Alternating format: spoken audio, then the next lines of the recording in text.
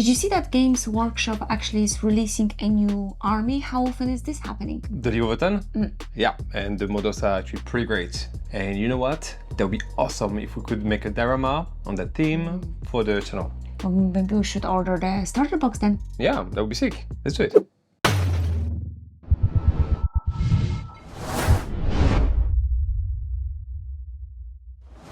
Alright, by the time of publishing this video, the League of Votann should be finally available to purchase. Finally. But when we came up with this project, the only miniature we could get our hands on was this fierce Hearthkyn Warrior. So we decided to give this trooper his own mini diorama, because why not? To keep it more tidy and avoid finishing with a very large video, we're going to split it in two.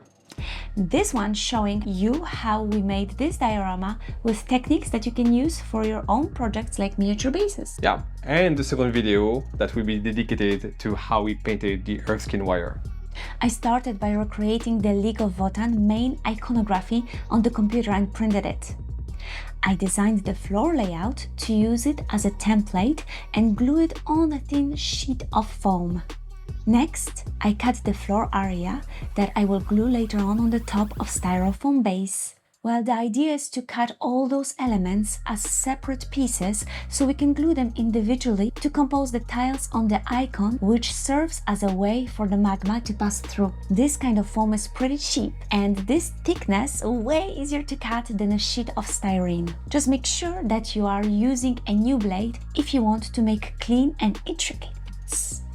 We used an old piece of Styrofoam for the base and cut it to match our template.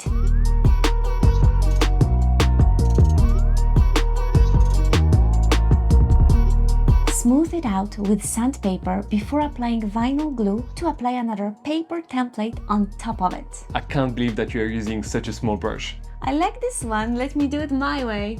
With this sheet of paper, we'll be able to paint the magma without being bothered by the Styrofoam texture, and it will make placing each element way easier.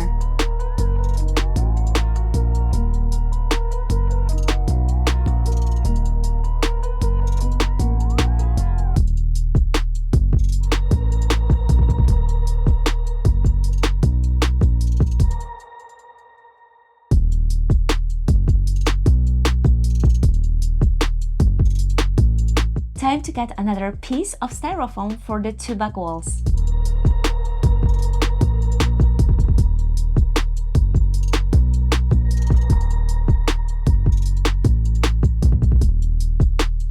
Next, we cut this block in two equal pieces and smooth them out to receive another sheet of foam, this time holding the Ymir conglomerate symbol. Let's add some raised elements to it. I'm using the same template glued over another piece of foam. Those tiny pieces of foam were a little tricky to cut because of the flex, so I had to give it a little extra care. Alright, this is starting to take shape. Your turn, Core. Okay, Blue, let me trim that second wall so we can actually see the back of the mini. This is the occasion to give it a rough, rocky texture, making sure that it matches the two other parts.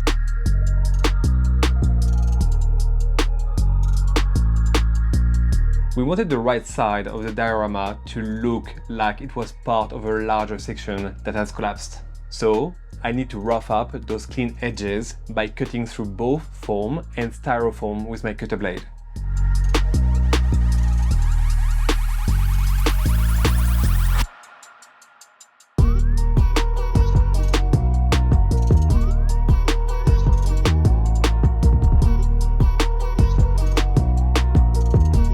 Once again, we are going to cover the Styrofoam with a layer of that same thin foam and glue everything together.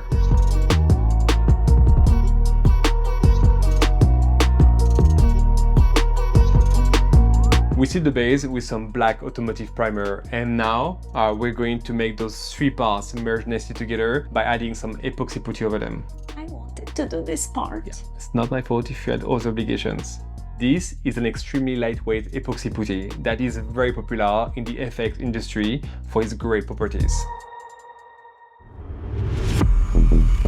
I'm mixing it 1-to-1 to apply it over the styrofoam with a wet sculpting tool. As this putty is water soluble, it is very easy to smooth out with tools or your fingers. I'm also adding a bit of putty between those tiles to raise the grooves and make them look more natural. This looks a little messy, but you got to trust the process. Time to make a luxury plinth by using this really fancy plastic box that I'm going to cut and hot glue under the base. You couldn't find anything better? That's really all I could find. This is the part where I wanted to experiment a little with the underbelly of the base, and actually I forgot to record it. So, after priming the base in black, I am going to spray over the rocks a transparent layer of blue-green. I am applying very thin coats, working the color progressively, layer after layer, to achieve a smooth blend. Then I am painting the floor and walls in grey mixed with a hint of that previous blue-green color.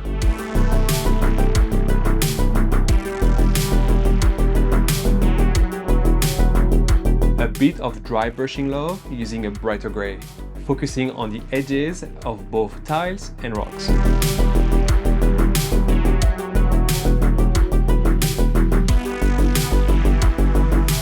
Those rocks are actually natural small stones that I blended to the base using the same epoxy putty as before. Didn't you take them from your daughter's collection actually? I did. Well, I had them laying around in the studio forever, and you've been suggesting that we could use natural stones to avoid having to sculpt everything manually like I planned to do before. Let's get to the hand painting part by applying a white layer inside the grooves where the magma will be passing through. I am trying to not be too sloppy here, but honestly, painting those grooves in white wasn't the most pleasant thing. A little bit of Vallejo Air Black to repaint the top of both symbols, and we can move on to painting the magma. For this, I'll be using various mixes of those three Vallejo Air colors: Sun Yellow, Orange Fire, and Scarlet Red. I am starting by adding several layers of well-diluted Sun Yellow, keeping it very transparent to preserve the brightness and build a bright foundation for the upper colors. Next, I am adding Orange Fire to the mix, applying a good amount of it and letting it pool in the corners while keeping it lighter over flat surfaces. The paint is very diluted, with both thinner and slow drying medium to give it extra tension. I am then adding some transparent white mixed to a hint of sun yellow to the brightest parts before applying another orange wash on the top of it. For the next step, I am applying Scarlet Red on the inner walls, letting gravity bring the pigments into the corners to naturally blend with the orange.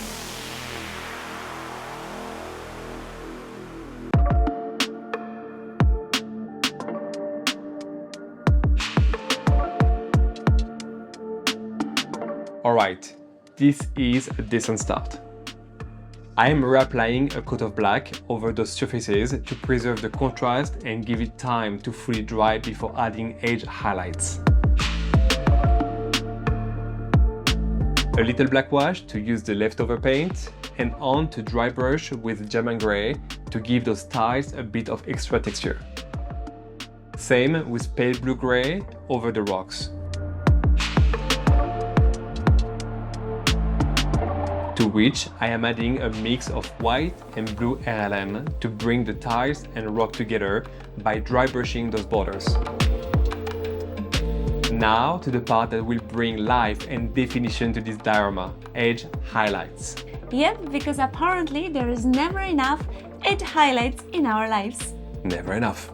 I am starting by adding a light grey highlight to all those black elements, using the side of my brush to apply a small amount of paint over every edge. Those tiles require a bit more attention, but as you can see, I am not particularly aiming for super clean lines. You do need some randomness on this kind of surfaces, and most important, I'll make sure that everything blends together later on.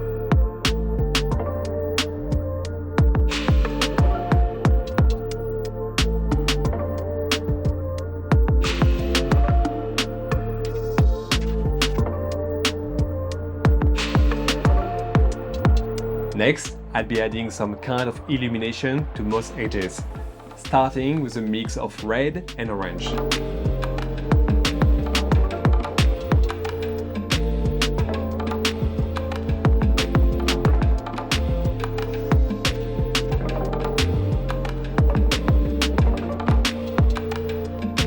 For this part, I could have achieved a much better, faster and natural look by using an airbrush. But I didn't plan this OSL beforehand and didn't feel like messing up the work I did on the magma, or even less, to apply masking putty to all those processes. You got to choose your battles, and you shouldn't stress over this kind of stuff if the piece isn't intended for the competition. Well, obviously, I didn't.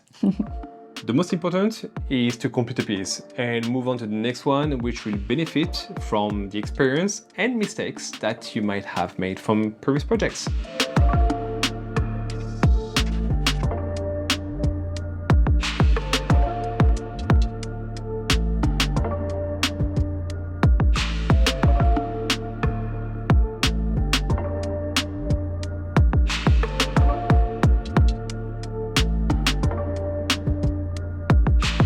I am now brightening those highlights by adding sun yellow to the previous mix and adding some white to the edges that we want the most illuminated. Those white highlights are then covered with a mix of orange fire and sun yellow.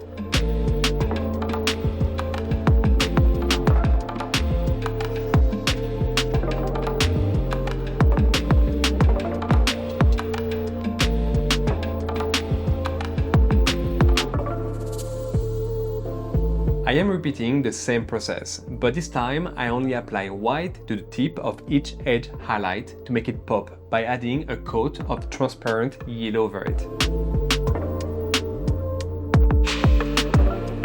I am also applying the same effect to the hottest point on the magma.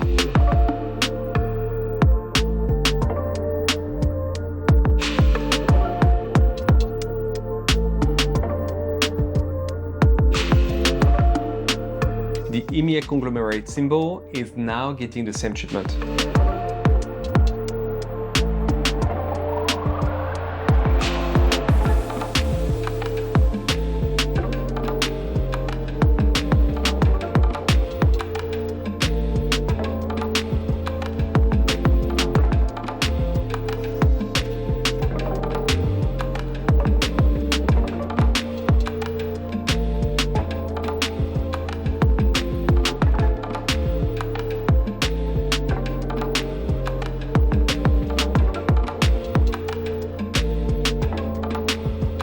We actually decided to add some OSL to the walls, starting with the same type of edge highlights as on the floor.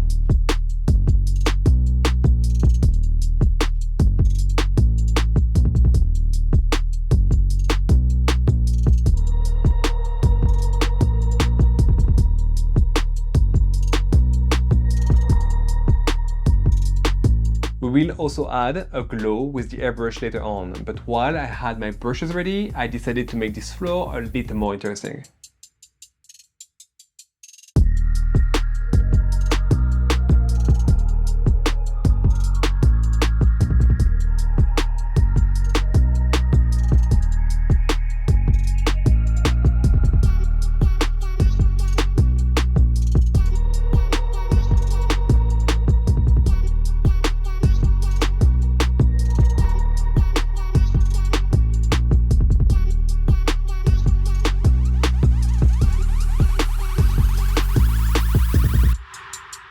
Alright, not too shabby.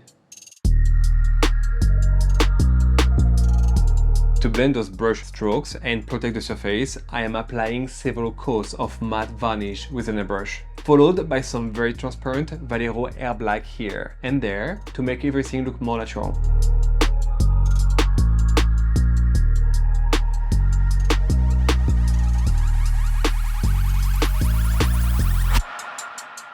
Great, time to add an orange glow to the walls. Again, working with a very transparent paint and building the color over several thin layers.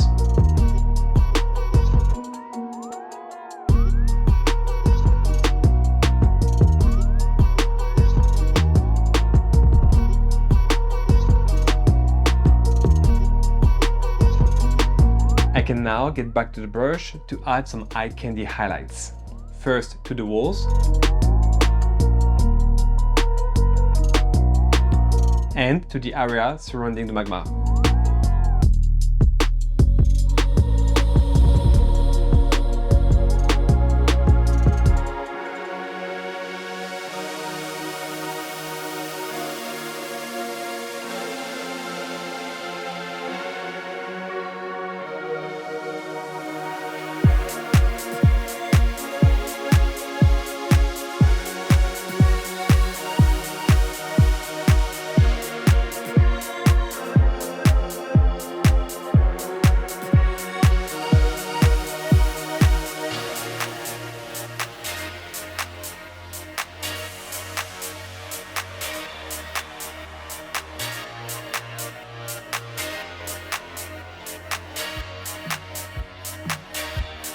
I am applying a black wash into every groove to add more definition to the floor.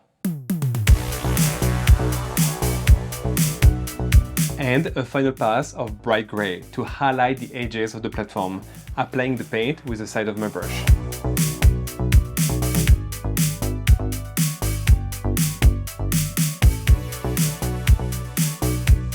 Alright, this is really pushing it, but I had to give some love to those rocks. Using real stones didn't just speed up the sculpting process, it also gave me some really nice edges to work with. You're welcome. The walls still look a little... Meh. Thank you. So I decided to add a few extra details. Okay, that's pretty good, but there's still something missing. I primed a few extra stones that I am going to add to the platform, trying to match the color as close as possible to the one I use for the rocky base. Alright, close enough. I am giving some special attention to one of those rocks by applying an orange glow, so it looks like it was illuminated by the magma. A quick dry fit to make sure that each rock fits nicely.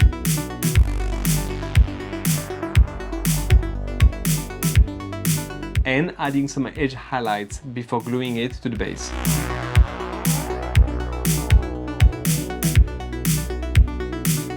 So I had to glue the rocks to the base using super glue. That would be super scary to use super glue on the painted piece. Yeah, definitely. And actually, I finished with a little pool of super glue just in front of one of the main rocks. But it was quite easy to fix. Thankfully.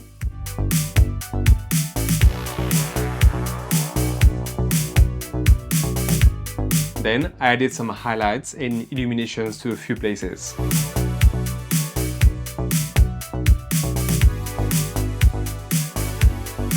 Here, I am using a slightly humid makeup brush to better blend the glow to the surface. Is that my makeup brush? Yes, it is. I thought I'm missing something. A bit of black wash here and there to help blending those rocks. And some thinned down red scarlet inside the groove closest to the magma to make it look extra hot. The base is complete.